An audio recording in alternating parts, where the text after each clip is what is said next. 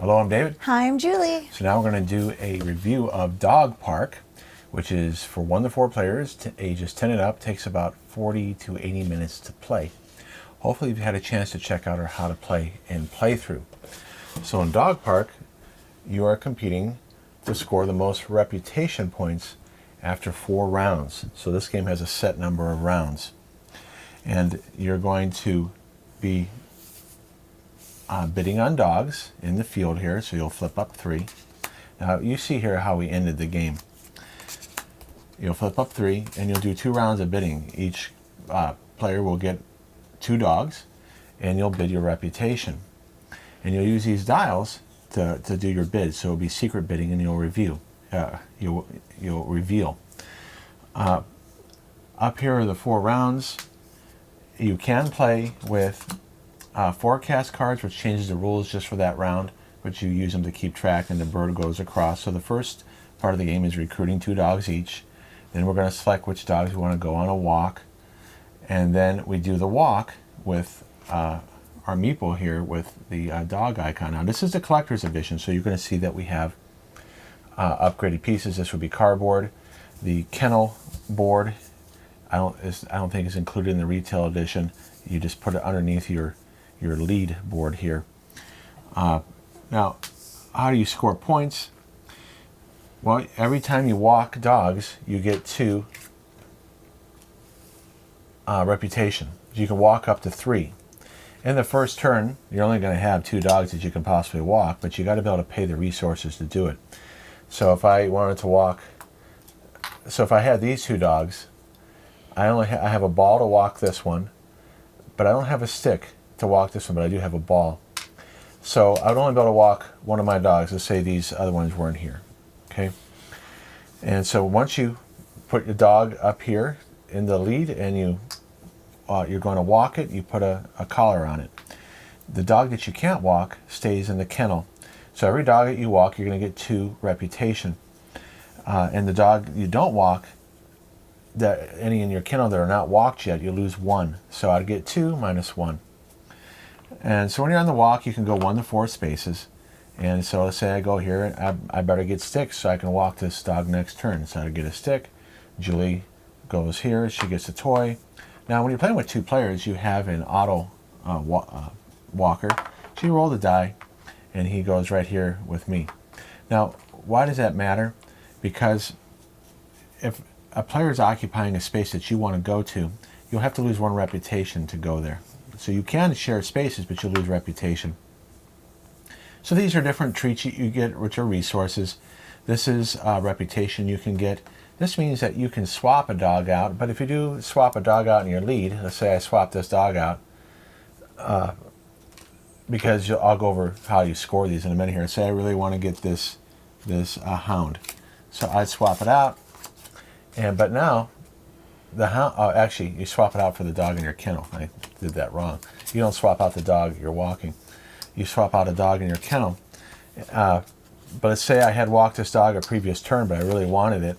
Now I swap it out, and it's not walked anymore.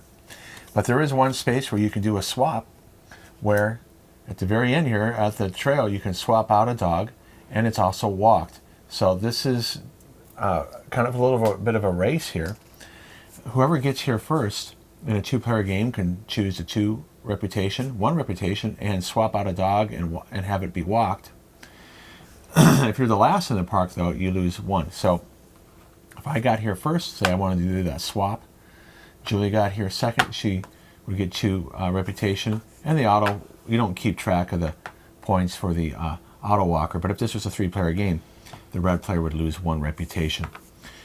There's also, you can also scout here and look at 2 cards, put 1 back, and then swap it out. So that way you can cycle through these if you want to try to swap out something better. Now, why would we be swapping out dogs? Because at the very beginning of the game, you're going to take these breed cards here and place them randomly.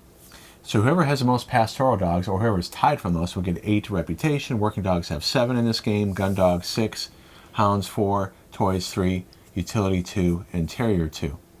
So at the very end of the game, you're going to compare your breeds. And the auto walker will also have a dog. So the auto walker can mess with your scoring. So let's say the auto walker had 2 hounds. And if we look at Julie's board here at the end of the game, which I have to move over because it's not, we don't have that camera on. Julie has 1 hound. I have 2 hounds. Oh, you have 2 hounds. So the auto walker is tied with Julie. So Julie didn't lose any points, but let's say Julie did not have that other hound. She had this dog, let's say.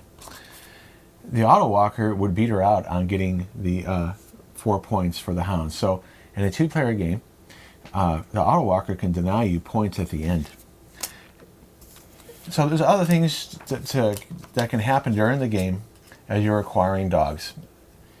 As you bid on them and acquire them, you'll see that there are basically 3 different types of dogs. There's dogs that give you, when you select them to walk, you get something. And final scoring dogs and walking dogs.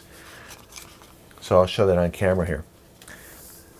So if you are going to pay the resources to walk this dog, when you select this dog, you place this dog on lead, you gain a treat right here. Now this could be good because if you select this dog first, that means you can use that treat right away to walk another dog. Because remember, you want to walk as many dogs as you can.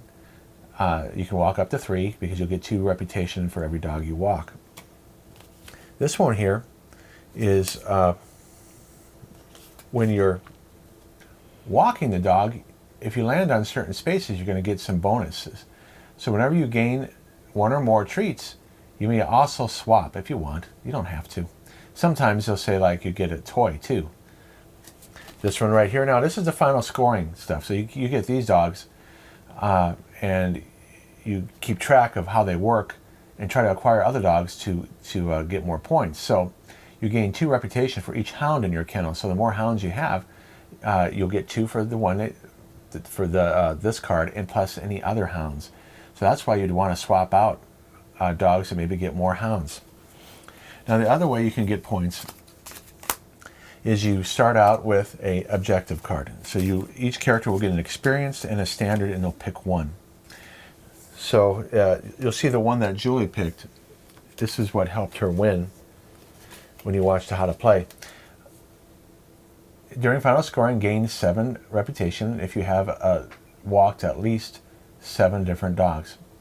And she was able to do that, whereas mine, I did meet mine. During final scoring, gain 3 reputation. If you have 2 different dogs, you have at least 2 walks on each. So I went for the easier one to score. Julie went for the harder one, and she was able to do that. And you get an experienced and a standard, and you just pick 1. So that's why you see me here with 2 collars. In addition, this one right here got this effect here.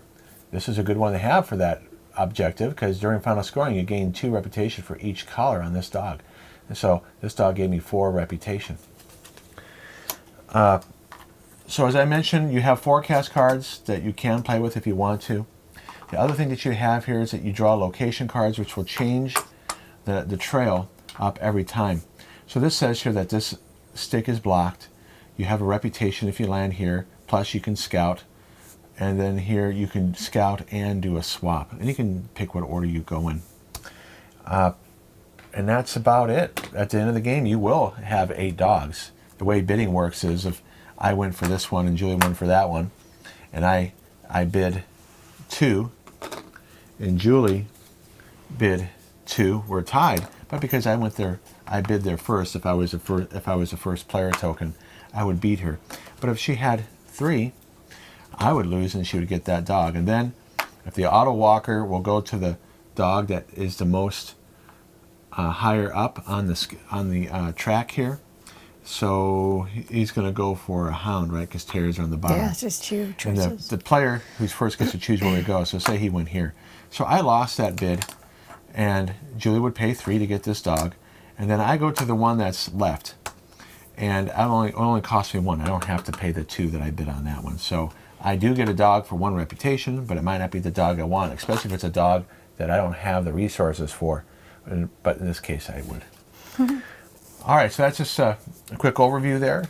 And you can watch us do the full playthrough And I go over how to play as well on that video. So now it's time for us to give you our positives, negatives, and neutrals. And after that, we'll tell you how we rated it on the BGG scale. All right, so Julie goes first. I go first. This is a really fun set collection race game about dogs. Oh my gosh. If you're a dog mom or a dog lover, I'm telling you, this is just so cute. The art is really, really cute. It's just, it just makes you want to cuddle these sweet little animals. What I found to be very interesting, and I didn't notice till we were doing our how to play and playthrough, is that on the bottom of the card there's text that provides information about the breed that you are looking at. So you may say, oh, it's just a hound, but if you look at the bottom, see in the green, it tells you how they got their name or where they came from or what their attributes are.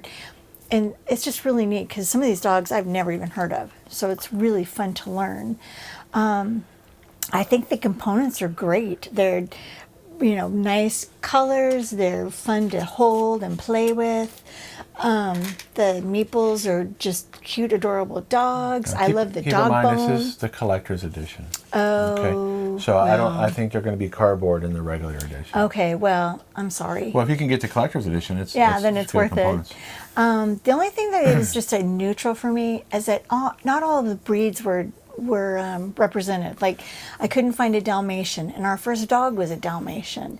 We have a Pit Bull Terrier. I couldn't find a Pit Bull Terrier.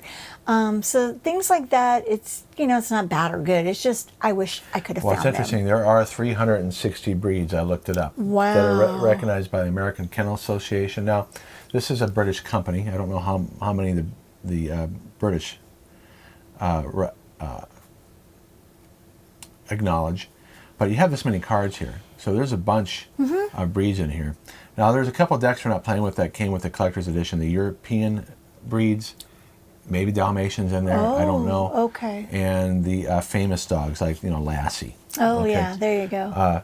So we haven't looked at those decks, but again, not everybody's going to have those decks. So that's a good point that you could be disappointed if your favorite, if one of those is your favorite breeds. But there is actually rankings online you can find of what are considered the favorite breeds. Really? Ah. And Dalmatian is on that rank. Well, our Dalmatian was a sweetie. Okay, I agree. All right, so here we go. This is what I have to say. So it's basically Wingspan meets Park Staccato, which is those are also set collections games. Wingspan is. And track movement, that's Parks and Staccato, where you move on a track and you can block each other. Right. Or if you do go to the same place, there's a penalty. But it has bidding, so it combined those two mechanics with bidding. Now, it is a dog thing with beautiful art. Now, the art is outstanding. Whoever they got to do their art, great job.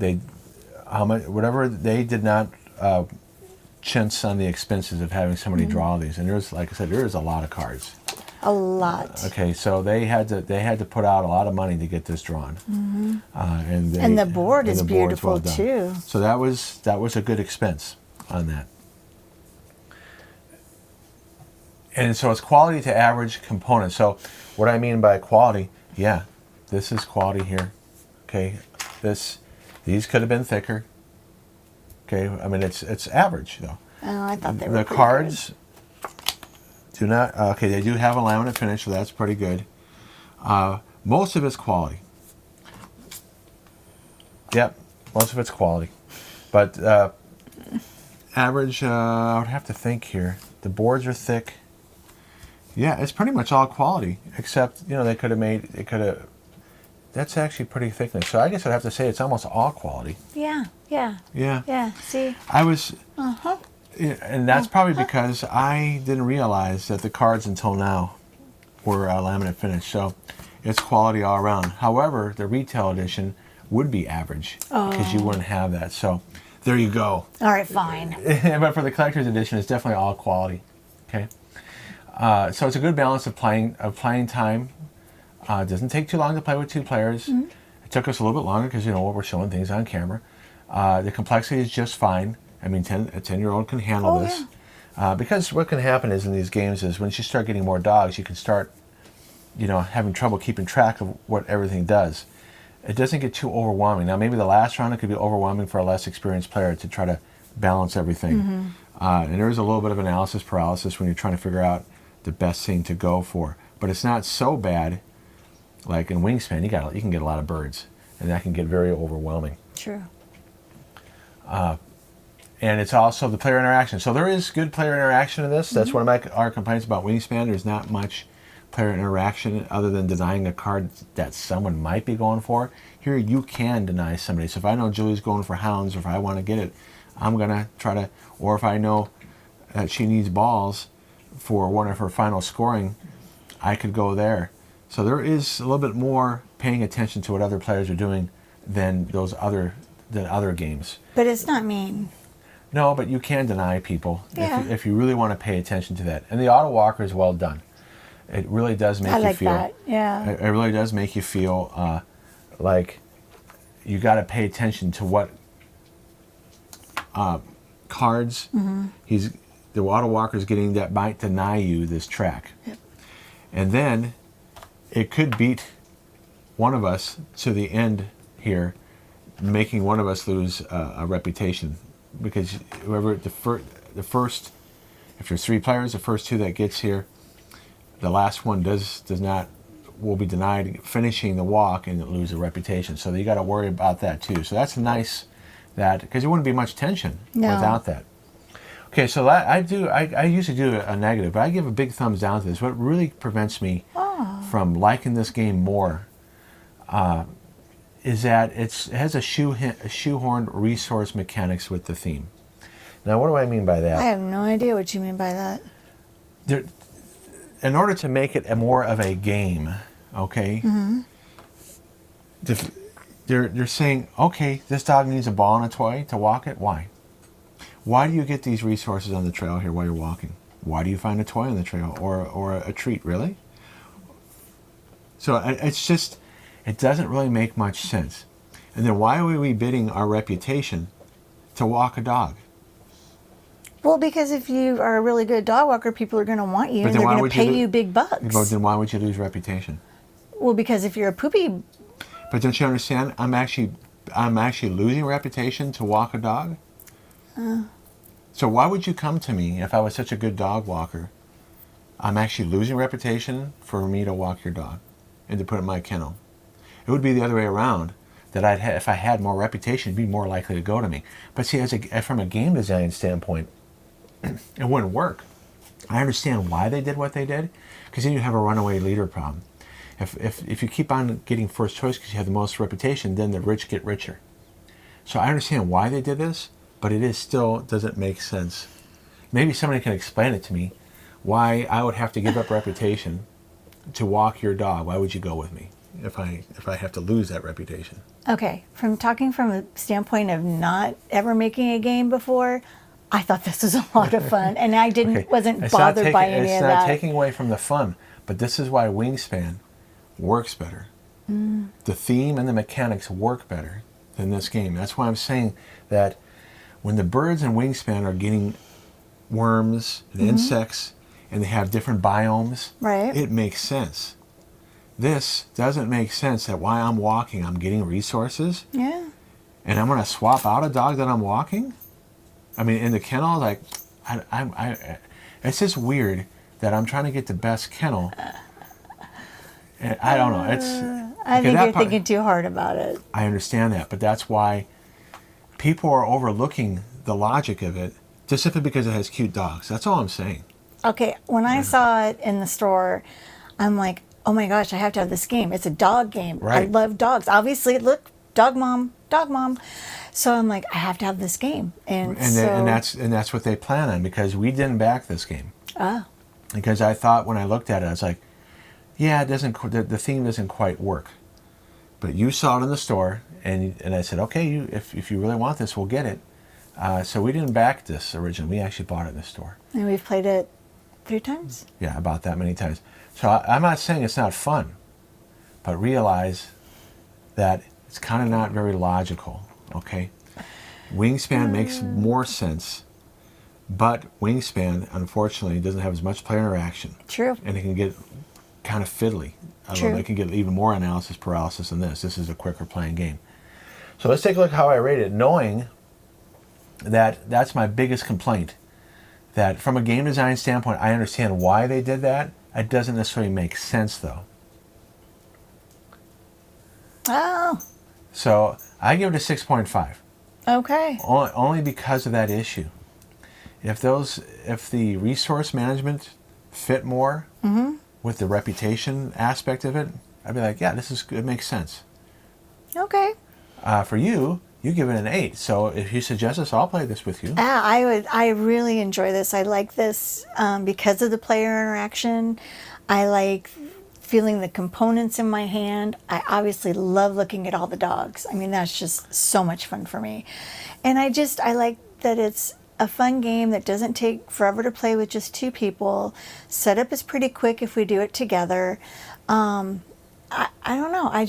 I really like it. And obviously it's the biggest thing for me is the dog pool. I mean, that's just... Right. Now, let's say this was insects. Would you play it?